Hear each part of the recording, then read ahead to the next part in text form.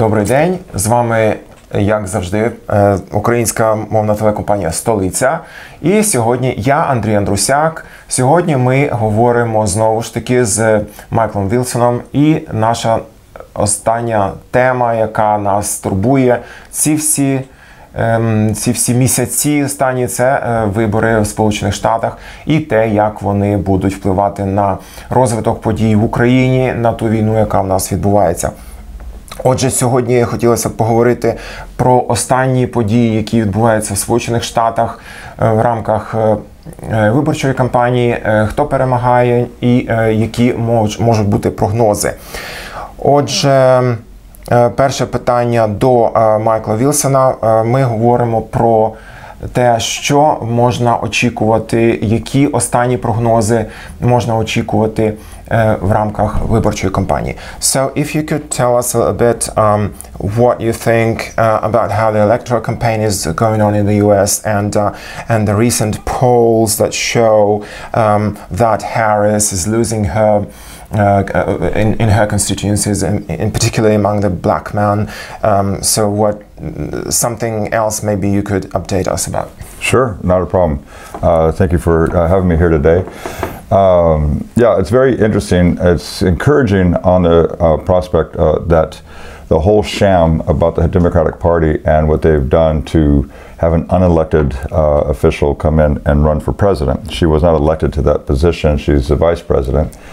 And so they bypassed, protocols and everything to, make this happen. They did it because Biden's deterioration was much quicker than they anticipated. They were hoping that they would be able to have him on the ballot, but he had declined so quickly that he couldn't run again, and so he had to bow out. And it left him with a kangaroo, setup where basically it's just a bunch of clowns running the Democratic Party right now, and they can't, their left hand doesn't know what their right hand is doing, and everything's falling apart. To me, that's encouraging because the nation and the world needs to get back in line, and it's the only way it's going to happen is for President Trump to win the re-election on November 5th. So. You had mentioned, oh, do you want to go ahead and... Майкл дякує за те, що його запросили, і каже нам про те, що зараз те, що відбувається у середовищі демократичної партії, взагалі неприпустимо. Треба почати з того, що Камала Гарріс як така, вона не була обрана, тобто вона була просто призначена на те, щоб бути кандидатом у президентський офіс у Сполучених Штатах.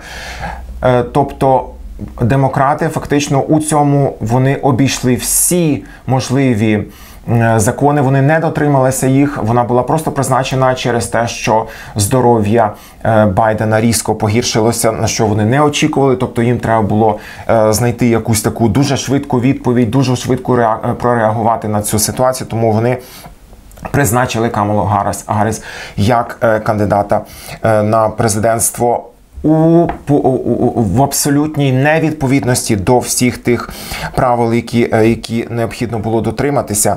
І зараз ми бачимо, що демократичною партією керують фактично, як каже Майкл, клоуни, і тому ліва рука в них не знає, що робить права, права не знає, що робить ліва. І тому нам критично важливо зараз слідкувати за тим, що відбувається. Тому нагадаємо вам, що вибори у Сполучених Штатах будуть відбуватися 5 листопада.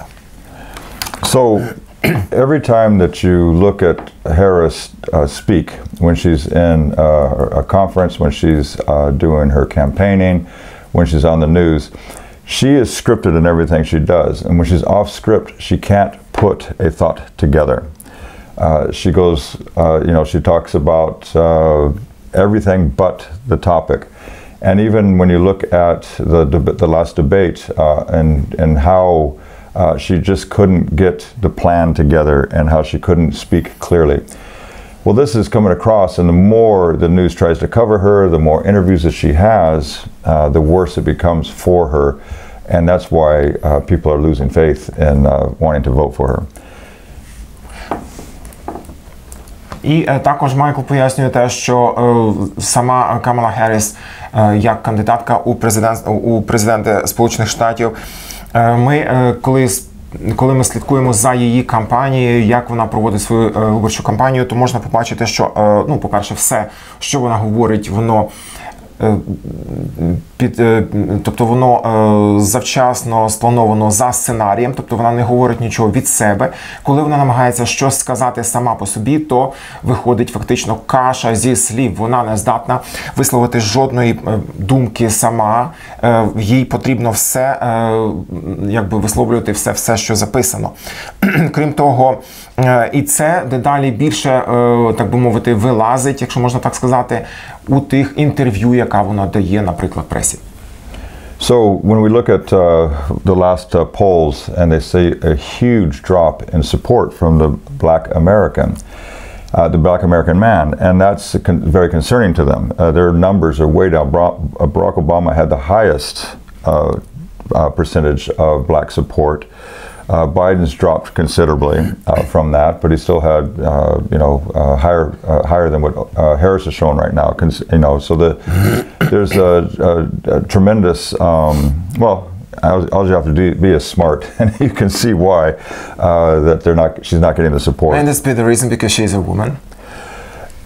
Well, no. I think if she was an intelligent woman, that she because it's the party, if it was because it's a Democratic party, and blacks tend to vote Democratic because they think for some reason that they're getting more gifts and more support from them, when actually they're not. It's only by word but never by action.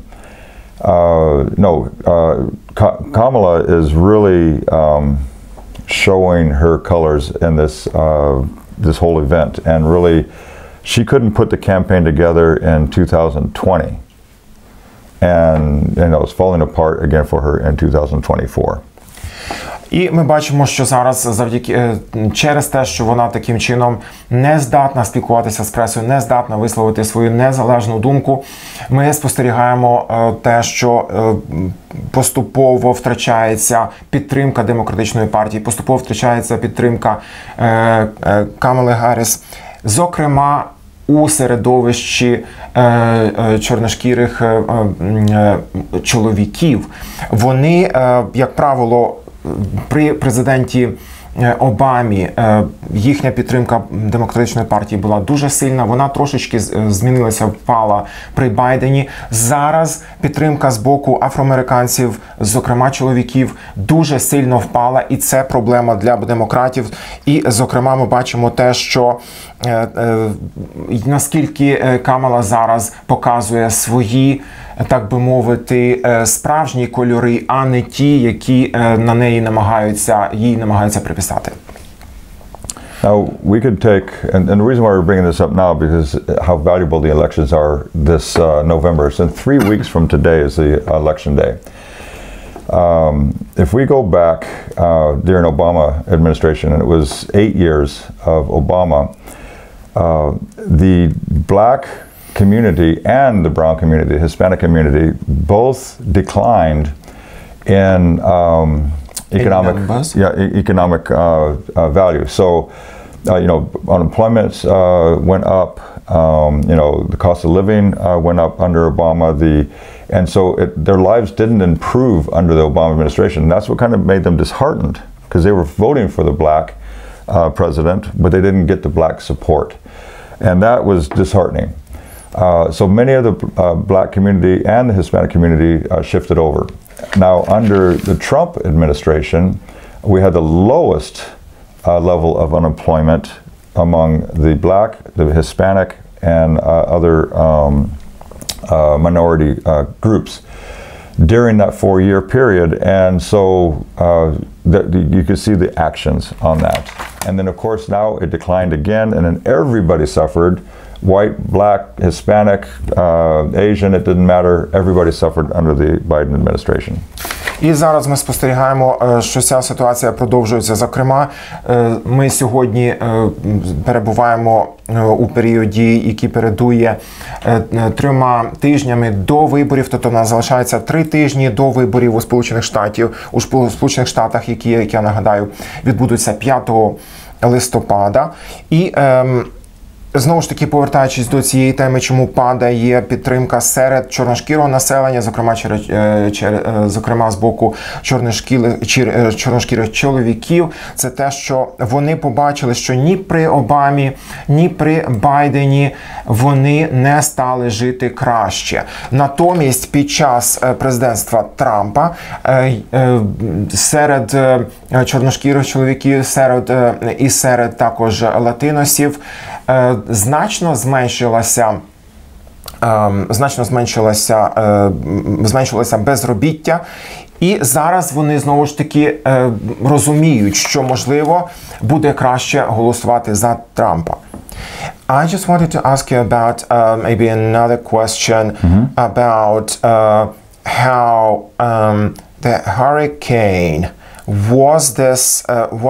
did it have could it have some impact on the electoral preferences, depending on how Harris administration reacts to that event? Yeah, absolutely. Okay, go ahead. І такі ще питання таке до Майкла про те, що ми знаємо, зараз вирує у Сполучених Штатах ураган Мілтон, який завдав дуже багато шкоди на мільйони доларів. І це також має певний вплив на те, яким чином люди будуть голосувати. Тобто нам Майкл зараз також пояснить. So absolutely, that is being looked at, and how the money is being handled into the recovery of these devastations and hurricanes. We've had 2 major hurricanes come in the past 2 weeks. One went up to through North Carolina, along the East Coast, and went up to North Carolina, did tremendous damage there, and loss of lives. And then we also had in Milton. Thank God. I mean, Milton was a huge hurricane. It's one of the biggest recorded in over 100 years.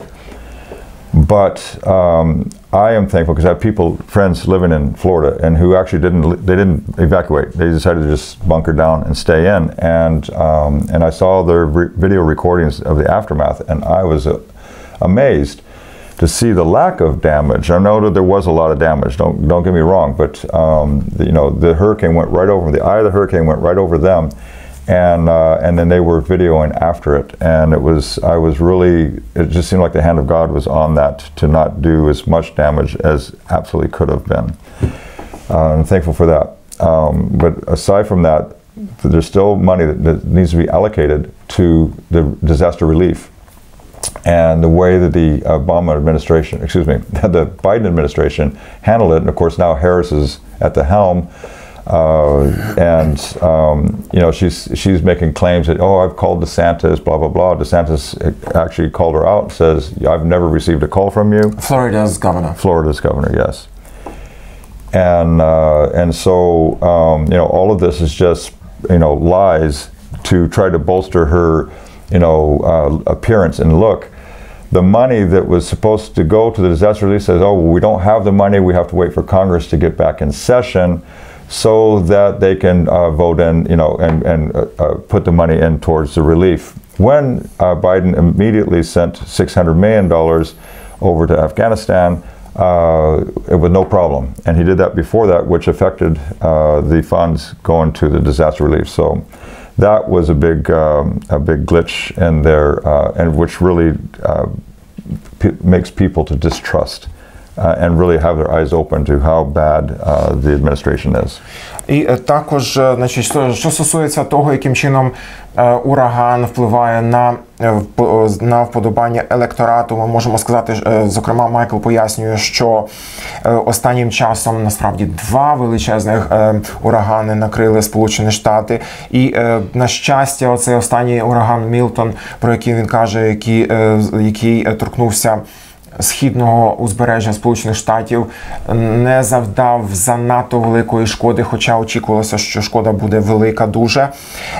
Це насправді був найбільший ураган за останні 100 років спостережень за ураганами.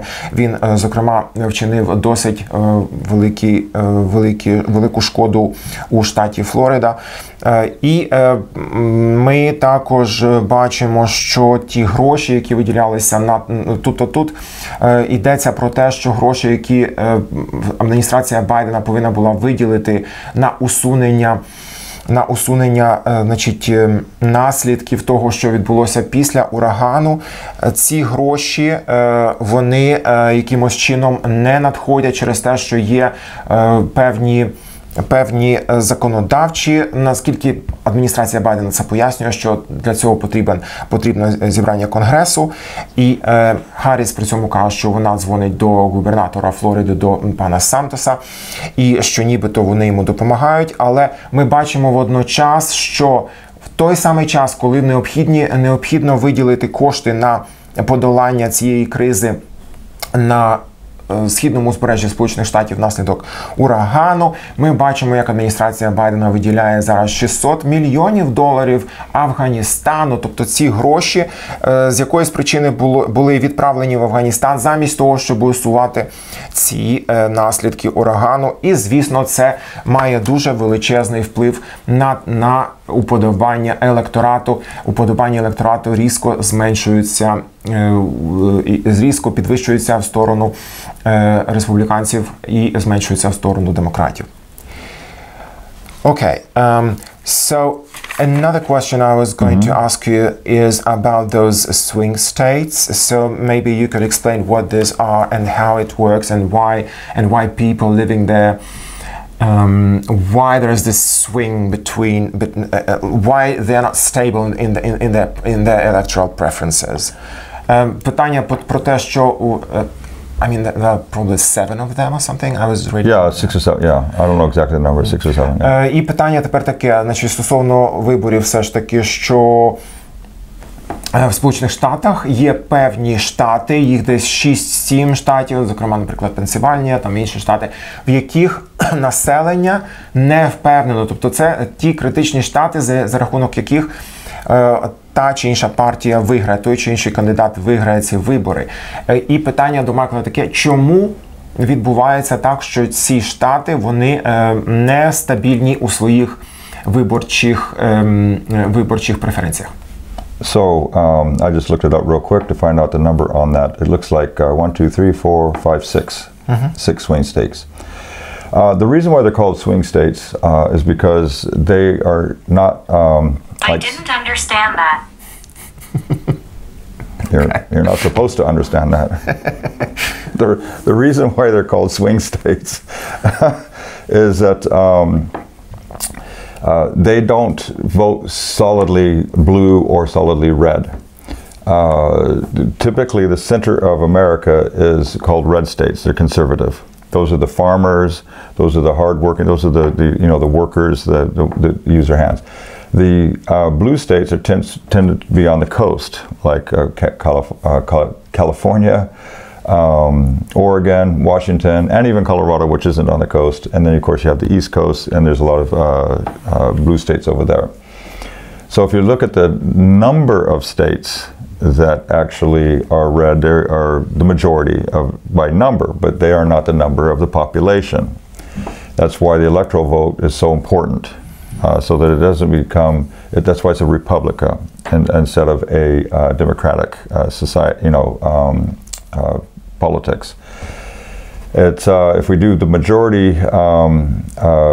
by number, then the majority would rule and the minority would not have a voice. So the swing states basically tend to go either blue or red.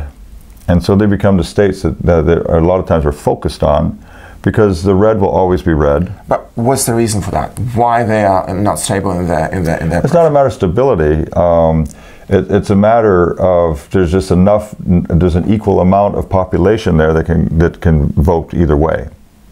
So if you have 1 million people 500,000 are blue and 500,000 are red, well, one makes a difference. Okay, so whether it's going to go blue or red. Where California, you got 80% that are blue and 20% that are red. So you see that's why it's more of a solid blue state. And same thing with New York and so on. So when you get into these swing states of Pennsylvania, Michigan, Wisconsin, Nevada, Utah, no, I think it's Nevada and Arizona, excuse me, Nevada and Arizona. When you get into those swing states, there's an equal portion of conservative and an equal portion of Democratic. Oh, okay. And so that's why it's important that the campaigns go in there and bolster as much support as they can to gain that favor. І стосовно цих нестабільних, так би мовити, штатів, ми тільки що Майкл загуглив, побачив, що їх 6 таких штатів, зокрема ми маємо там Неваду, Аризону. Тобто це штати, в яких розподіл, ми маємо, скажімо так, ми маємо спочатку ті штати, які завжди переважно голосують за республіканців. Це центральні штати, вони називаються, так мовити, сині штати, тому що їх позначають на картах, на діаграмах, як, вибачте, червоні штати. Це ті люди, які працюють руками, це ті люди, які, це фермери, це якби великі такі фермерські господарства. І ми маємо сині штати, це ті, які переважно голосують за демократів.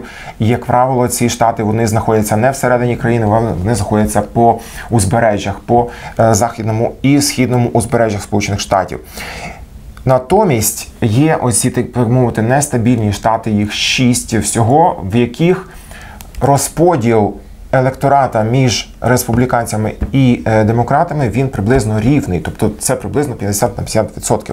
І тому ці штати грають ключову роль у тому, щоби завоювати вподобайки, так би мовити, того чи іншого кандидата. What do you think what Trump might do in order to garner his support in those swing states?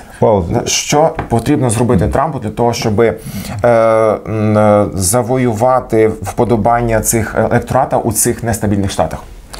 Okay, so what he's currently doing, of course, is advertisements. So he runs a lot of campaign ads, but he's also campaigning aggressively, and he doesn't rest. He's one of the most hardest working people, basically, on the earth, and is very tenacious at what he does.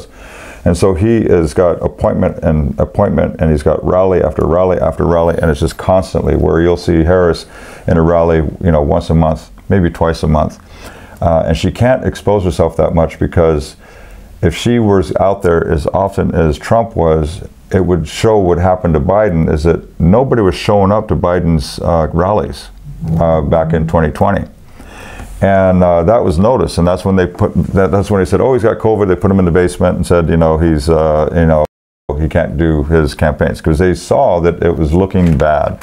Trump was getting 40,000, 50,000, 80,000, 30,000. Everywhere he was going, people were standing outside, and they put big monitors out there so that they can watch his rally from outside because they couldn't make it inside the stadium. And he had just thousands upon thousands, tens upon thousands, like I say, 40, 50, 60, and 80,000 people showing up to his rallies. The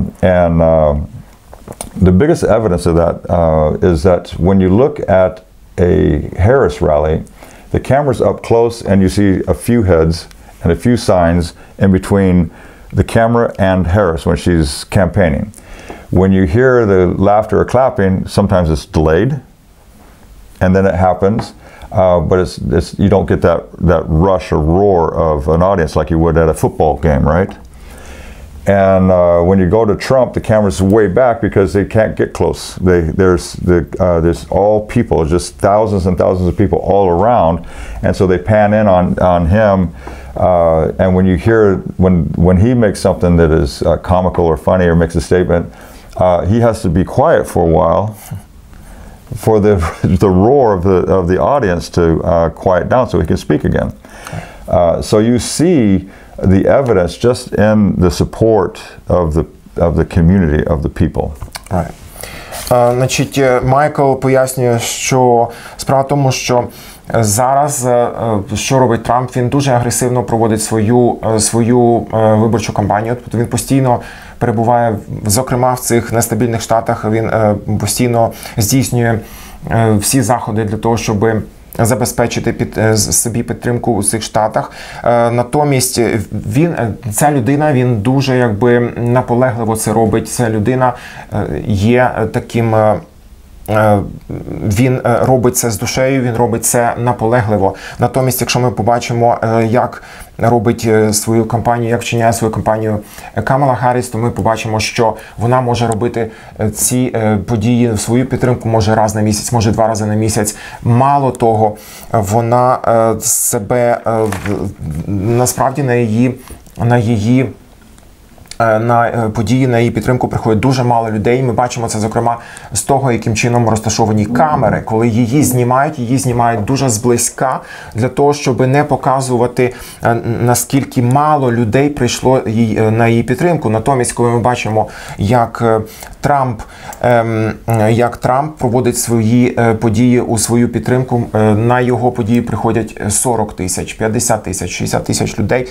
І камери повинні знімати його здалеку, тому що вони не можуть під'їхати ближче. Ми бачимо, наскільки величезні натовпи приходять на його підтримку, так що навіть доводиться ставити окремі дисплеї для того, щоб показувати його. І також ми чуємо це по оплесках, тому що коли плескають Трампу, він щось там, наприклад, жартує, одразу йдуть оплески. Тоді натомість, якщо ми бачимо запис, ми дивимося, яким чином відбуваються ці події на підтримку Гарріс, то ми чуємо, що іноді навіть оплески бувають віддалені у часі, тобто вона щось скаже і потім вже тільки плескають. Можливо, навіть це зверху накладено буває. Тобто ось таким чином. Окей. I don't know, maybe I want to talk about the value of Trump for Ukraine.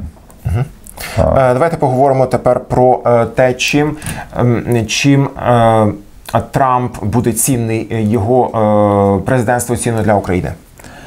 So, why is this important? And all we have to do is look at history of how important it is, because we have history with Trump. We don't have history with Harris. Of course, her history is really a debacle in California. And so the history is not even good for Harris. But Trump, we have a history of the nation and the world. And we can see both 3 administrations, and we're going to start again with Obama. We go to Trump, and then we go to Biden. And we can see the instability of the world, the instability of wars, and new wars starting up under Obama and Biden. And instability in Asia, instability, South America, all over these things happened under the Democratic Party. Obama was, bolstering the ISIS and bolstering the terrorist organizations and countries. Iran, which is a beautiful country, is run by Islamic leadership, and under the oppression of that. Even the people themselves don't love living there. They feel that oppression. So, but Obama was so freely to support that and give them billions and billions of dollars. Trump pulled that back, but then the moment Biden came in, he gave that money back to them. And so under Trump, there was no new escalations, there was no new wars, and he actually even got out of Afghanistan. When Obama was in office, the war in Ukraine began, 2014. And Obama did nothing to help, absolutely nothing. I came as a volunteer, and it's the only way I could come in. I can't come under any organization or corporation or contract to defend Ukraine. I came in 2015 to support and to train the military. During that time, if anybody was doing any training, they had to do it under an umbrella of something else, medical. We had some British people over here do training as well, but they came under the guise of we're a medical team. I came as an independent volunteer, so I had the liberty to do that. And so I came and trained. Obama sent, promised blankets, he promised vehicles, and Ukraine only got half of what he promised, but it was nothing to support Ukraine's defense. Trump comes in. Okay, let me translate that first. Okay, yeah. Знову ж таки, ми говоримо про те, наскільки важливо буде президентство Трампа для України. І перше, що ми повинні зазначити, те, що Майкл зазначає, це те, що якщо ми прослідкуємо історію президентства в Сполучених Штатах, починаючи від Байден і Обама, Трамп і Байден, то ми бачимо, що при адміністраціях Обами і Байдена починалися нові конфлікти у світі, починалися нові війни, починалася нестабільність як економічна, так і військова у всьому світі. При Трампі, коли він був в офісі президента, ситуація в світі була спокійна. Жодної нової війни не розпочалося. Мало того, ми можемо побачити також це, яким чином відбувалися стосунки Сполучених Штатів з Іраном, тому що під час президентства Обами мільярди доларів були надані іранському уряду, незважаючи на те, що були певні санкції, і незважаючи на те, що ситуація з свободою в Ірані погіршується дедалі більше, незважаючи на це, адміністрація Обами давала їм гроші. Потім це припинилося при Трампі, хоча знову розпочалося при Байдені. Так. І ще треба зазначити, що, повертаючись до наших подій в Україну, війна 2014 року розпочалася в Україні з боку Росії при президентстві Обами. Що він зробив? Він не зробив нічого. Він пообіцяв надати якісь там ковдри, можливо, якісь, автомобілі. Мало того, навіть половина з цього не було надано, а тим паче не було надано нічого для того, щоб Україна могла себе захистити. Майкл розповідає, що він поїхав як волонтер, тому що він не мав тоді, в 2014 році, для того, щоб надати якусь допомогу українським військовим. Він тренував їх. На жаль, офіційного статусу тоді не можна було отримати, тому він мусив це робити як волонтер. Okay, go ahead. Okay, so, and also during the Obama administration, Biden was vice president and he was involved with Ukraine, and he strong-armed Poroshenko to acquiesce and to fire the prosecutor in the Burisma case. Okay. I forget his name, but right. And but anyway, so already Biden was deliberately, we would call it strong arming, but quid pro quo. He was forcing the hand of Poroshenko to do things that Poroshenko didn't want to do, and he was using money to coerce him. That's Biden. That Biden was the vice president then. Yes, Biden did that during as vice president. Yes, that's all recorded. That's all on video. It's all been released. It's all been out there. Everybody's seen it. He's boasting about it. He's talking with some guy, and it's on a video. He's boasting about how he made it happen. He used a quid pro quo, but basically, it's holding hostage people with money that need it. I mean, Ukraine needed the support. Ukraine, during that time. So it's taken advantage of a situation to gain your own, and of course Biden monetarily benefited from that.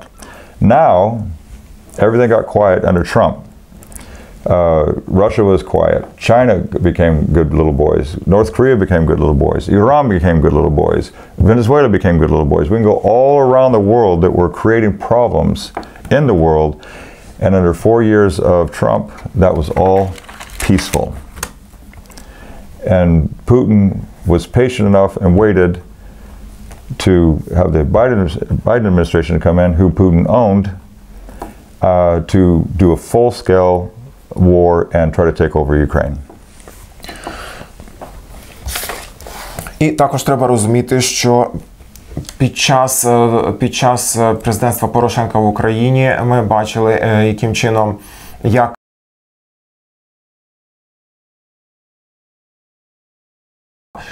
яке було після Обами, то і Китай, і Іран, Венесуела, і всі Північна Корея, всі інші країни, які зараз розпочали знову свої мілітаристські рухи, ми бачили, що при Трампі вони всі сиділи спокійно і весь світ насолоджувався миром. Був мир, так би мовити, в усьому світі. Ці 4 роки президентства Трампа, всі ці 4 роки Путін сидів в Москві і чекав, доки завершиться президентство Трампа для того, щоб напасти. Як тільки Байден став президентом, Путін напав на Україну, тому що він знав, що ніякого опору з боку Сполучених Штатів він не матиме. And basically we have to look at, he had a strong record there. We had a great economy in the United States. He didn't just work domestically, he worked globally. And he had great foreign political policies that worked. And when he comes back into office, he'll be able to straighten that back out and put people back in line, including Russia, and which Russia needs to be put back in line. And in an interview, he made it very clear. I had mentioned this before here about Soleimani and Baghdadi, and there was no warning on that. They were just eliminated. He attacked Syria when there was bad, the base on Syria, when there was chemical weapons there, destroyed it. No warning. That's the way he works. And he mentioned that in an interview and clearly stated how he would have taken care of this situation in Ukraine if he was still in office. He said, oh, we would just bomb Moscow. He doesn't say idle words, because everything he says he does. Now, Putin knows that, and that's why, Putin's doing as much as he can now with the, constant bombings and the threats and the missiles and the attacks and everything all over Ukraine over the past month has increased. But now when the elections are getting closer, we know that that's going to end, and the war, when Trump is elected president in November, before January 21st, when he is inaugurated, the war will be over, because he said January 21st? I believe it's January 21st is when the inauguration is. І Трамп, справа в тому, що Майкл пояснює, що Трамп, він вчиняв, скажімо так, та політика, яку він проводив у Сполучених Штатах, вона йшла на користь не тільки всередині країни, але також вона була корисна і для зовнішніх партнерів Сполучених Штатів. Ми бачили, як він діє. Ми бачили, що, наприклад, тоді, коли йшлося про різні терористичні організації, ми бачили, як він діяв у стосунку до Соломані, коли він просто його усунув від життя, так би мовити. Тобто Трамп діє ситуативно, він ніколи не попереджає, що він буде робити, він діє ситуативно, в залежності від певних обставин, він, так би мовити, різко, як то кажеться, діє рубом. І він так само, наприклад, припинив прояви хімічної зброї у Сирії, так само він, тобто він діє в залежності від обставин, нікого не попереджаючи. Також в одному з інтерв'ю він сказав, що, наприклад, якби він був якби він був президентом під час того, як Росія напала на Україну, він би просто наказав бомбити Москву.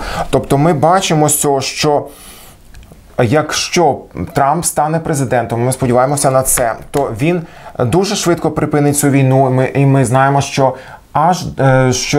ця війна в Україні, вона припиниться ще до 21 січня 2025 року, коли ми фактично матимемо інаугурацію нового президента у Сполучених Штатах. Okay, I think we are done for today. Yeah, that's good. Yeah, that's... Ми тоді будемо завершувати нашу програму на сьогодні. Ми дякуємо ще раз Майклу за те, що він прийшов сьогодні до нас, за те, що він висловив свою думку, пояснив нам деякі питання, про, можливо, які не всі наші глядачі знали. So thank you so much for coming over, for being with us and explaining things that maybe not of our viewers are aware of. It's my pleasure. I'm glad to be here, and I'm glad to be able to express, my views and my understandings of the political world and what's going on, especially here in Ukraine. It's important to me because it's my home. So. І Майкл каже, що це для нього завжди задоволення пояснювати те, що ці важливі речі для людей, також висловлювати свої політичні та інші погляди. І він каже, що для нього це дуже важливо, тому що він вважає Україну своїм домом, своєю домівкою. Thank you so much. Дякуємо всім і до нових зустрічей. Thank you. All right.